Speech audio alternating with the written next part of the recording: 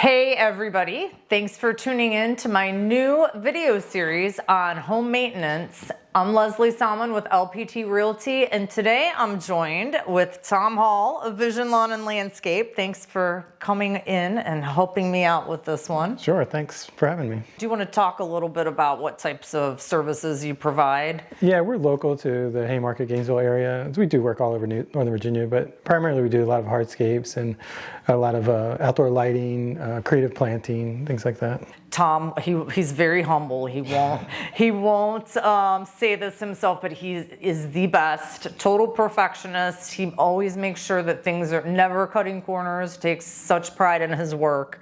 So I would never use anyone besides Tom to do any of this stuff. But I'm having him over today because we are going to show you guys, once you get the paver patio put in, there's stuff you have to do to clean it and maintain it, right? Yeah, it's important because there's a lot of organic matter, leaf stains, just general dirt and grime that happens on a patio. And if you don't keep it clean, sometimes the stains can set in and it's kind of hard to get rid of. So if you can maintain it on a yearly basis, it definitely helps keep the patio up to date. That's what I was going to ask next. How often? So it's a yearly basis. Yeah, I would say at least once a year. It depends on how you live in an area that's lots of leaves, so maybe twice a year. And just try to keep your leaves off the pavement. Try to keep them blown because they're very acidic, and that's probably the biggest problem with stains in patios, is just trying to keep it off the leaves. Right. Okay. Well, cool. Well, let's go show everybody how to do that. Sounds good. Okay. So before we get started, I just want to point out a few things that most homeowners are dealing with when they're dealing with a patio, or what causes some of the things and how to do to prevent some of those. Very common is some of the moss that builds up. Moss is just basically from damp areas that kind of retain moisture. It's important to get rid of it because it contaminates some of the polymer sands and it hurts the integrity of the sand. The best thing to do is to get rid of the moss and then refill it in with polymer sand. A preventive way to do that is in the spring, if you can, to hit it early on with either some bleach, or there's some moss products that you can put on there.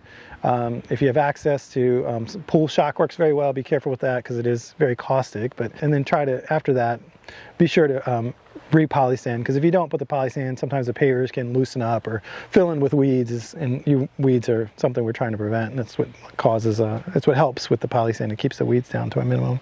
And then we have some small stains, just the leaf stains from the acid of the leaves. Very easy to get rid of. Clorox, a little bit Dawn dish soap, and some water, 25% bleach and 75% water. Just let it wet the surface first. Spray that mixture on your leaf stains and let it sit. You don't even have to power wash it. Most of the time it'll just rinse off with a hose. Okay.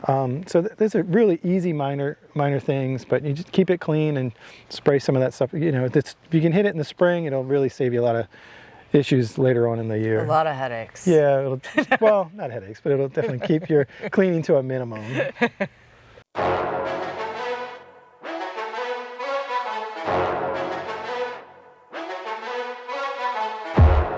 Oh my gosh, thank you so much, Tom. It looks amazing.